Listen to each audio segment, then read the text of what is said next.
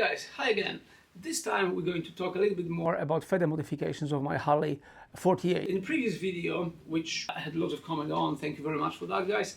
After initial success of the video of changing the regular stock exhaust system to the Cobra system, after all those feedbacks I decided to do Fender videos because I'm progressing with my bike, I'm changing different things here and there.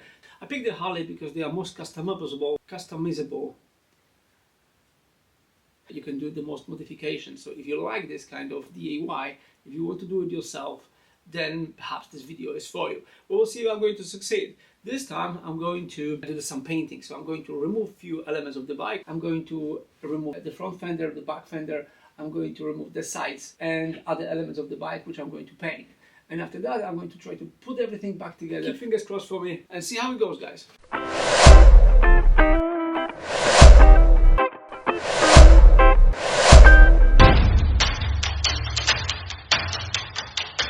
So what my Fender customization plan is to change this nice black into black. I know you might be surprised. What I want to do is I want to change this shiny black, which is normal factory color, to the matte black. In order to remove the front fender we have to remove 4 screws here, so let's do that. Obviously because those screws were never removed before, then you have to apply some pressure. It's actually not that difficult to loosen them up. Well, I guess it's going to look like a bobber when I remove the front fender. Bobbers are those Harleys who are stripped off from all additional unnecessary parts.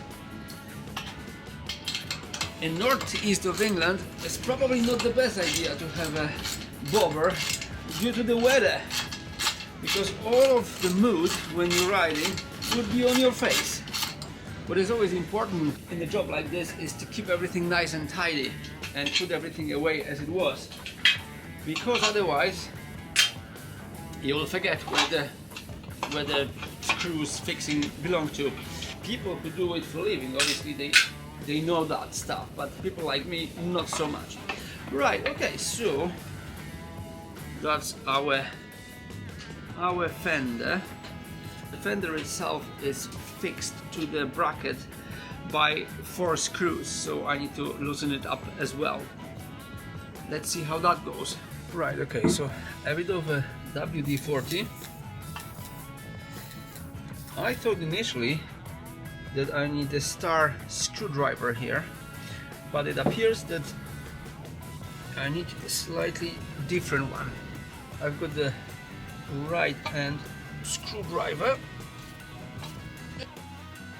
Alright, voila! So we've got everything, we've got the bracket separated from the fender. So far so good. Nice and easy. Okay, another thing on my list here is to remove the side cover. This one is generally quite easy. It is meant to be open, so it's meant to be used quite often. Got it. Okay, very cool. So that wasn't too bad. I'm more concerned about the other side. Next step is to remove the seat, which is easy job. There you go. By the way, the seat I bought in second hand. This is the newsstand seat. Very cool. I wouldn't say that this is the most comfortable one, but quite cool after all. It's looking good, that's what matters. Rear fender. Rear fender is a bit of a chew, so let's crack on it. When you've got a Harley, you need to have a set of the different spanners, because as I said before, this bike's always got some issue. So in order to take different bits and pieces from your bike, you need this sort of hex spanners of different sizes. If you use those spanners mainly just for the hobby, they don't need to be super expensive.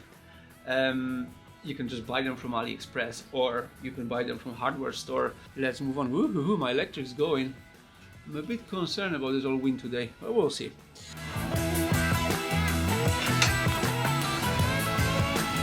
Main screw, the spacer. I like to keep everything together. The other side.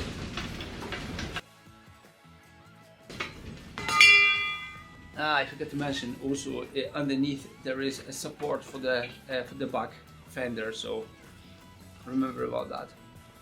So same here, second side. As I said, I like to keep them together because that way I know what they belong to. So second sets of screws where the CC bar is attached to.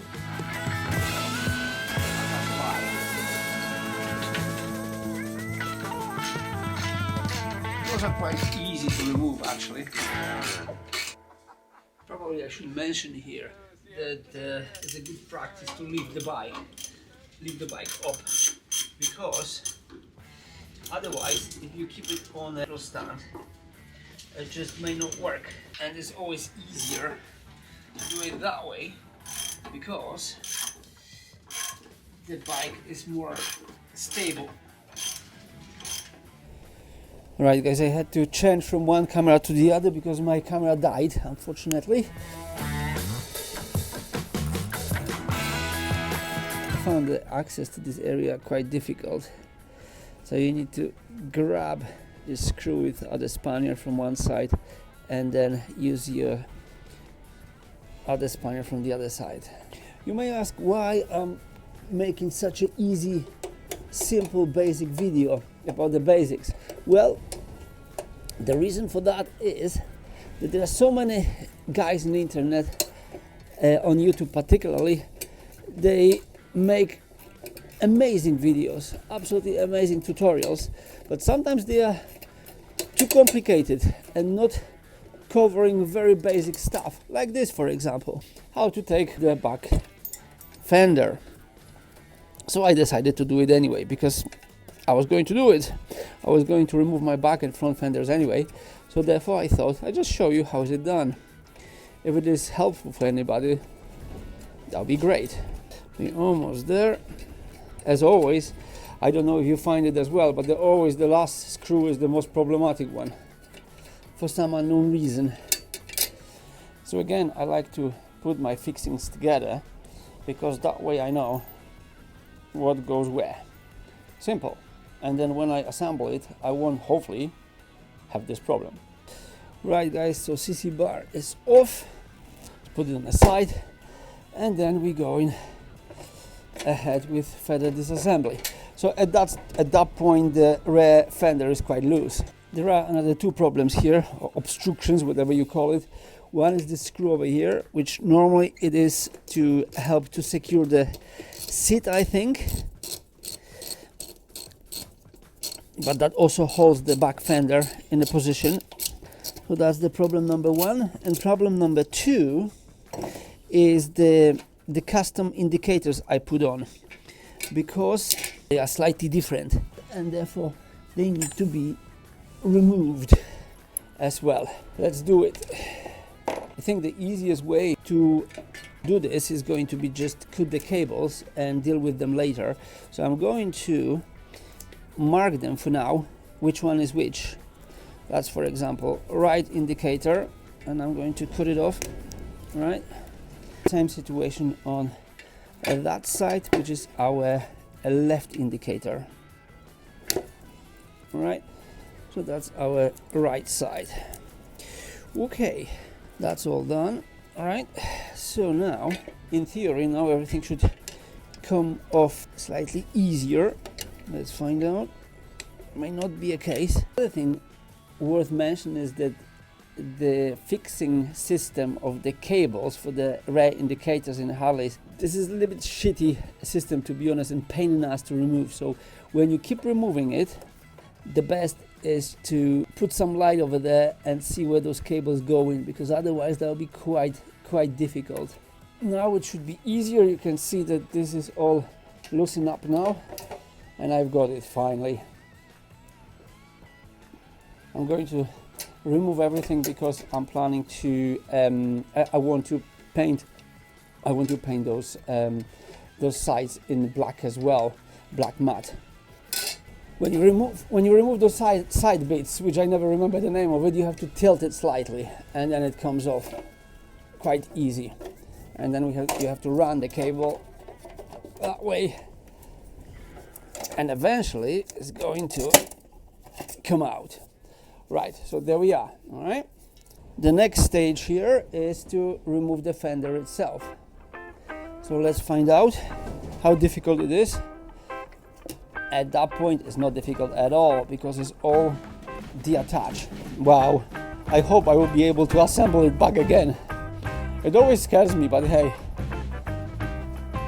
no risk, no fun, as they say.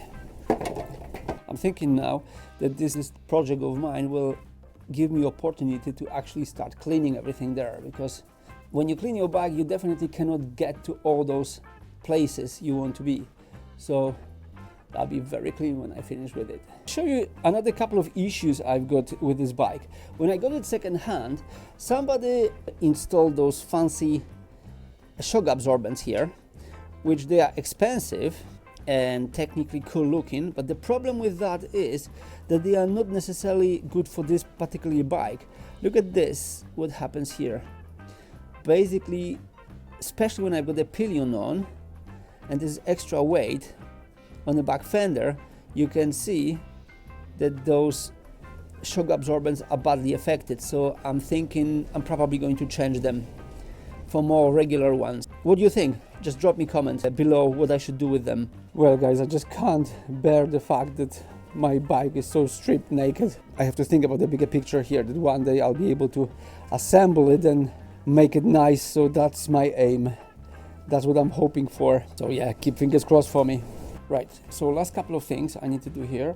One is to remove the side cover here, which at the moment I have no idea how I'm going to do this. So this is the oil reservoir cover, and then the tank. Right, about tank, I'm pretty sure that most of you know, guys, that in Harley 48 the tank capacity is 2.1 gallons, which is not a lot. I understand, don't get me wrong, I understand the idea of small tank, peanut shape, but unfortunately I found it quite small. I don't travel a lot, and it is not a cruiser, but still I would like to have a slightly bigger tank. So what I've done, I decided to put another tank on, which I already bought on eBay, and this is 3.3 gallon tank. What I want to do is to lift the tank further, because as you can see I already used the tank lift kit, which is 2-inch kit. However, I'm going to elevate it by another ½ inch, so I want my tank to be lifted by 2.5 inches. What is the disadvantage with this tank? Basically you can see that when the tank is lifted, then somehow, well, it's probably because of the connection over there, the fuel wearing off faster. You can make less mile per gallon when you've got the tank elevated. So the other tank is slightly different. I'll show you now. So this is the tank, guys. This is the tank I ordered from eBay. This is 3.3 gallon tank, bigger than the one I've got. And also you can see that basically it's slightly different, and I'm hoping that with extra elevation of the tank it's not really going to affect the petrol intake the way it did in the other tank. It's a nicer tank overall, so I'm hoping that it will look awesome when I finish. Lastly, removing the oil cover wasn't actually that bad. You just remove the oil cap, and then you use some sort of, you need to prow it up, and then it comes off. So it's very easy to remove, actually even easier than the one on the other side. So yeah, not too bad at all. Jeez, what's a mess, really. I have to think positively that I will be able to put it back together. Also, what I want to do, apart from the tank lifting and painting, I would like to do the wire tuck, which we'll talk about it next time. Right, okay, so last thing on my list is to remove those plastic indicators. In my case, because they are custom indicators, they are attached slightly different than original ones. Again, you need to use the spanner here, loosen them up, and that's it. Where the original ones are, in my opinion, a little bit more tricky to remove, but again, after all, couple of screws and then the job is done. Yeah, so nice and easy, just like that.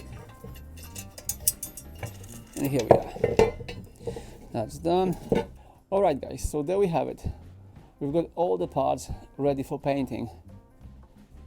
I'm going to take them to one of the custom garages nearby, and ask them to paint it for me, the black matte. So yeah, if you're interested in the final result, just keep watching, and I post everything very soon. In the meantime, take care and ride safely.